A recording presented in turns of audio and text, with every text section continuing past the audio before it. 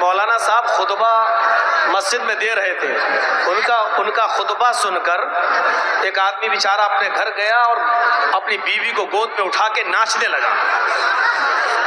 تو بیوی نے کہا کیا بات ہے, بڑے خوش نظر آ رہے ہو, آج مولانا صاحب نے محبت پر خطبہ دیا ہے کیا؟ تو امام بیچارہ گھر کا آدمی بولا نہیں, مولانا صاحب نے کہا ہے خطبے میں جو اپنی سب سے بڑی مصیبت کو خوشی خوشی اٹھائے گا وہ سیدھے جنت میں جائے گا. تو ہم سب سے بڑی مصیبت کو خوشی خوشی اٹھا رہے ہیں تاکہ جنت میں چلے جائیں. تو شوہر پریشان ہے اپنی بیویوں سے, اور آپ نے جلسے میں اتنا پاس عورتوں کا رکھ دیا ہے. پورے جلسے میں اپنی چپل دکھا رہی ہوں گی, ساڑی دکھا رہی ہوں گی, چوڑیاں دکھا رہی ہوں گی, اور دکان بتا رہی ہوں گی ہم کہاں سے خرید کے لائے.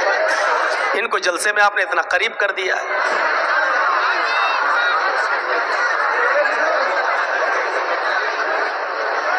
اے بھیا, یہ راستے میں سب لوگ بیٹھ جاتے ہیں نا, یہ سب سے بڑا گڑبڑ کرتے ہیں. قرآن کی دوسری آیت پیش کرنے جا رہا ہوں آپ کے سامنے. اس آیت کو آپ دیکھیں گے تو پتہ چلے گا کہ پوری دنیا کی انسانیت کو ایک خاندان سے جوڑ رہا ہے اسلام. یا ایھا الناس انا خلقناکم من ذکر و انثی وجعلناکم شعوبا وقبائل لتعارفوا ان اکرمکم عند اللہ اتقاکم. اس سے بڑی انسانیت کہاں ملے گی؟ دنیا کے سارے دھرم خالی ہیں. واسودیو کٹمبس کہنے والے بہت ملیں گے, ساری دنیا ایک خاندان کی طرح ہے. لیکن دیکھ لیجئے یو پی کے چناؤ میں اور یو پی کے الیکشن میں جو اکثریت ہے وہ اقلیت کو انسان مانتی ہی نہیں ہے. پورا کا پورا چناؤ کا پرچار اسی پر کیا جاتا ہے کہ ہم ہی انسان ہیں, دوسرا انسان ہے ہی نہیں. اور دھرم یہ کہتا ہے کہ سب ایک خاندان کی طرح ہے. اسلام نے ساری دنیا کے لوگوں کو کیسے جوڑا؟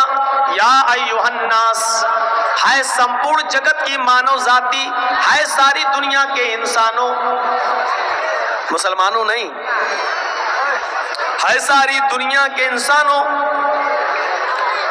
انا خلقناکم من ذکر و انثی, ہم نے تم کو ایک ہی مرد اور ایک ہی عورت سے پیدا کیا ہے. ہم نے تم کو ایک ہی مرد اور ایک ہی عورت سے جنما ہے. تمہارا باپ ایک ہے اور تمہاری ماں ایک ہے. دیکھیے کیسا خاندان بنا دیا ہے.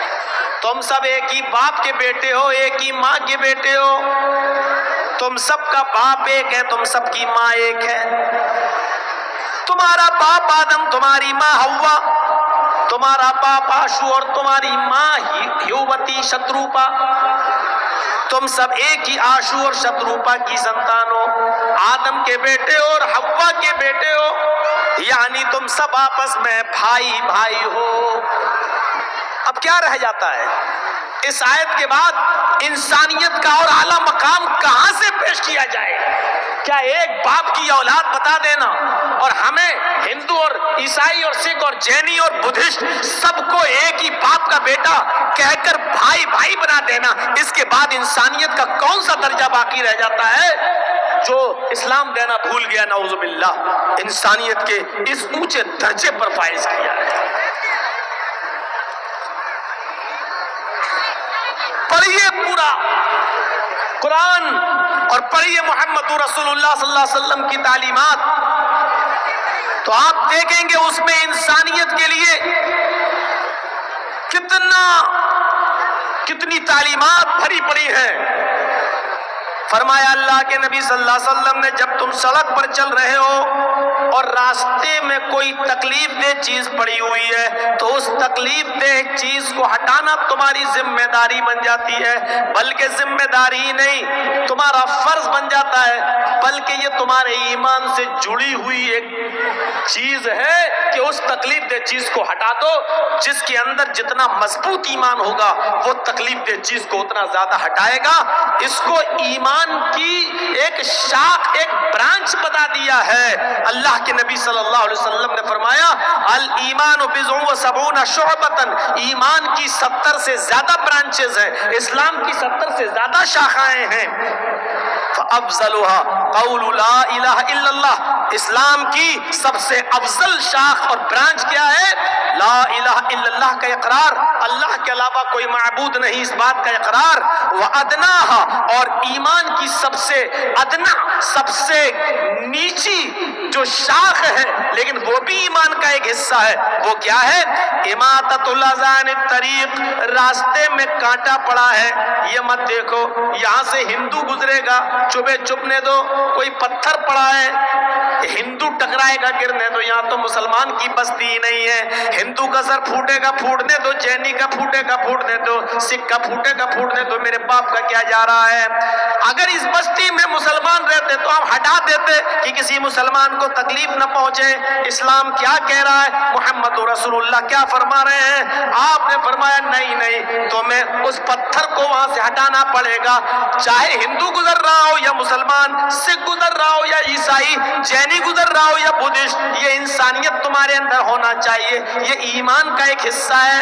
اس تکلیف دہ چیز کو، کیلے کے چھلکے کو، کانٹے کو، اس پتھر کو یا اور کوئی چیز وہاں پڑی ہوئی ہے جس سے انسان کو تکلیف پہنچ سکتی ہو، اس کو ہٹا دینا ایمان کا ایک حصہ ہے، ایمان کی ایک شاخ ہے، لہذا اس تکلیف دہ چیز کو ہٹائیے۔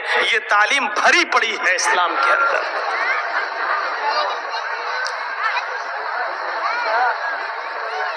آپ کی بستی میں کوئی کنواں ہے جس میں کھارا پانی ہے، آپ کوئی میٹھے پانی کا کنواں کھدوا دیں یا خرید کر آپ اس کو وقف کر دیں، اس سے ہندو بھی پانی پیے، مسلمان بھی، جین بھی، سکھ بھی، عیسائی بھی۔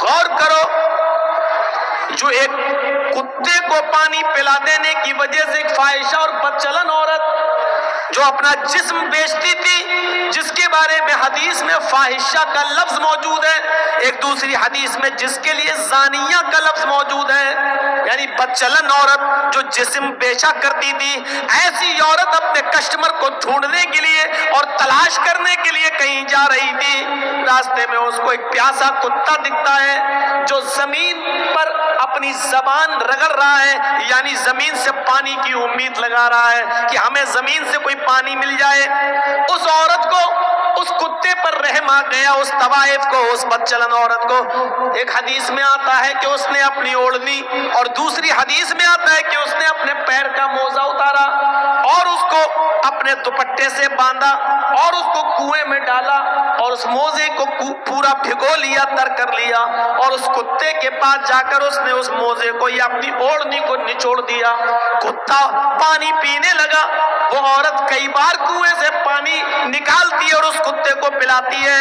اللہ کے نبی فرماتے ہیں اس عورت کی اس ادا پر کہ اس نے ایک کتے کو پانی پلا دیا، اللہ رب العالمین نے اس عورت کو جنت کا مستحق بنا دیا۔ جب مری تو وہ جنت کے اندر داخل کر دی گئی۔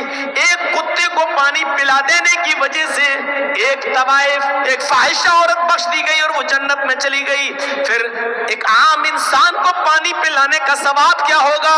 ایک عام انسان کو اس بھید بھاؤ کو ختم کر دیا جائے کہ کون ہندو ہے، کون مسلمان ہے، کون سکھ ہے، کون عیسائی ہے، کسی بھوکے کو کھانا کھلا دیا جائے، یہ سوچے بغیر کہ یہ ہندو ہے کہ مسلمان ہے، سکھ ہے یا عیسائی۔ میرے بھائیوں، حدیث کی کتابوں میں بھرا پڑا ہے، اللہ کے نبی صلی اللہ علیہ وسلم نے یہ فرمایا کہ جس کا پڑوسی بھوکا سو گیا اور تم کھانا کھا کر سوئے ہو تو تم مومن نہیں۔ پڑوسی کی قید میں ہندو اور مسلمان کی قید نہیں لگائی ہے۔ آپ کا پڑوس میں جو بھی رہتا ہے، چاہے وہ کسی بھی دھرم کا ماننے والا ہے، لیکن آپ پیٹ بھر کر اگر سو گئے کھا کر اور آپ کا پڑوسی بھوکا سو گیا، واللہ لا یؤمن، واللہ لا یؤمن، واللہ لا یؤمن، یہ حدیث کے الفاظ ہیں کہ اللہ کی قسم وہ مومن نہیں، اللہ کی قسم وہ مومن نہیں، اللہ کی قسم وہ مومن نہیں۔ چاہے اپنے گھر میں اٹھ کر رات کے 3 بجے تہجد کی نماز نمازی کیوں نہ پڑھتا ہو، لیکن وہ مومن نہیں۔ اگر خود اس کا پیٹ بھرا ہے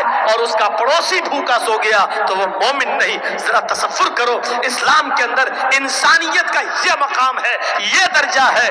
وہ کہتا ہے اسلام کہ تہجد بھلے ہی نہ پڑھو لیکن پڑوسی کو بھوکا مت سونے دو۔ میرے بھائیوں، یہ اسلام کی تعلیم ہے، یہ اسلام کی شکشا ہے۔ ایک کتے کو پانی پلا دینے کی وجہ سے ایک طوائف جنت میں چلی جاتی ہے، تو پھر انسانیت کو کھلانے اور پلانے والا یہ کتنا بڑا ثواب کا مستحق ہوگا۔ یہاں سے ہمیں اور آپ کو اندازہ لگانا چاہیے اور اندازہ لگا کر سوچنا چاہیے۔ ہمیں اور آپ کو ان تمام باتوں پر غور بھی کرنا چاہیے۔ انسانیت کا یہ درجہ، یہ مقام اگر کسی مذہب نے دیا ہے تو وہ اسلام دیتا ہے۔ یہ انسانیت کا مقام ہے۔ سب ایک ہی باپ کی اولاد ہے، یہ اعلیٰ درجے کی معراج ہے۔ آپ روزے سے ہیں، اور سنو، آپ روزے سے ہیں اور روزہ بھی رمضان کے مہینے میں رکھ رہے ہیں جو فرض ہے۔ آپ روزے سے ہیں، آپ کے پڑوس میں ایک آدمی بیمار ہے، ہاسپٹل میں ایڈمٹ ہے، ڈاکٹر نے ارجنٹ بلڈ مانگا ہے، لیکن اس آدمی کا جو آپ کا پڑوسی ہے وہ ہندو ہے، عیسائی ہے، یہودی ہے، کوئی بھی ہے، مسلمان نہیں ہے مان لو، اسلام کو چھوڑ کر وہ دوسرے کسی مذہب کا ماننے والا مان لو تھوڑی دیر کے لیے، لیکن بیمار ہے اور ڈاکٹر نے کہہ دیا کہ 1 گھنٹے کے اندر اندر اگر مجھے اس کے گروپ کا بلڈ نہیں ملا تو ہم اس کو نہیں بچا پائیں گے۔ اس کے بیٹوں کا بلڈ گروپ اس کے بلڈ گروپ سے الگ ہے، اس کی بیوی کا بلڈ گروپ الگ ہے، اور لوگوں کا بلڈ گروپ اس کے گروپ سے الگ ہے، لیکن آپ مسلمان ہیں، آپ کا بلڈ گروپ اس کے بلڈ گروپ سے میچ کھا رہا ہے، اور آپ ایک بوتل خون دے سکتے ہیں اور اس کی جان بچ سکتی ہے، تو ایسی صورت میں آپ کو ڈاکٹر کے پاس جا کر ایک بوتل خون دینا پڑے گا، اس لیے کہ اس کی جان بچانا اس وقت ضروری ہے، آپ اس کی نہیں بچا رہے ہیں۔ قرآن کہتا من احیاہا فکأنما احیا الناس جمیعا، جس نے کسی ایک انسان کو بچایا اس نے پوری انسانیت کو بچایا۔ یہاں آپ ایک ہندو کو یا ایک عیسائی کو نہیں بچا رہے، ایک انسان کو بچا کر پوری کائنات کی اور پوری دنیا کی انسانیت اور مانوتا کو بچا رہے ہیں۔ ایسے موقع پر آپ کو بلڈ دینا پڑے گا۔ سوال یہ پیدا ہوتا ہے کیا روزے کی حالت میں ایک بوتل خون دینا جائز ہے کہ ناجائز ہے؟ یہ ایک الگ مسئلہ ہے۔ میرے بھائیوں، آپ کو روزہ ہے، بخار ہے، لیکن ڈاکٹر نے بلڈ جانچ کے لیے سیمپل مانگا ہے، آپ روزہ نہیں توڑنا چاہتے ہیں، تو ایسی کنڈیشن میں آپ بلڈ جانچ کے لیے 2, 4, 5 ml بلڈ اگر آپ کا نکالا جا رہا ہے تو آپ نکلوا سکتے ہیں، آپ کا روزہ نہیں ٹوٹے گا۔ سن لیجئے مسئلہ، اگر 2, 4, 5 ml بلڈ نکلوانے سے آپ کی جانچ کے لیے جانا ہے بلڈ، 2, 4, 5 ml بلڈ نکالنے سے روزہ نہیں ٹوٹے گا، لیکن آپ کو ایک بوتل خون دینا ہے۔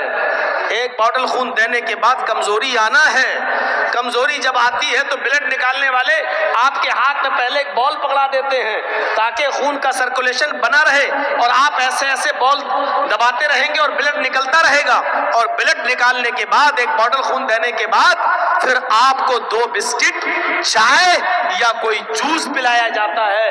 یہ ہر ہاسپٹل کا ایک نیم ہے، لہذا ایسی صورت میں آپ روزے سے ہیں تو آپ کا وہ بلڈ لے گا نہیں، وہ آپ کو کہے گا کہ پہلے آپ روزہ توڑیے، کچھ کھائیے، کیونکہ بلڈ نکلنے سے آپ کو اور کمزوری پیدا ہو جائے گی۔ اسلام یہاں آپ کو اجازت دیتا ہے کہ ایک غیر مسلم کی جان بچانے کے لیے آپ کو اگر روزہ توڑنا پڑ رہا ہے تو روزہ توڑ دیجئے۔ یہ روزے کی قضا تو بعد میں ہو جائے گی، لیکن اگر یہ مر گیا تو دوبارہ زندہ نہیں ہو پائے گا، اس لیے اس کو بچانا، روزہ رکھنے اس وقت توڑ دینا بہتر طرح اس کو بچانا زیادہ ضروری ہے. لہذا اسلام یہاں آپ کو اجازت دیتا ہے کہ غیر مسلم کی جان بچانے کے لیے روزہ توڑ دو. اس سے بڑا درجہ انسانیت کا اور کیا ہوگا.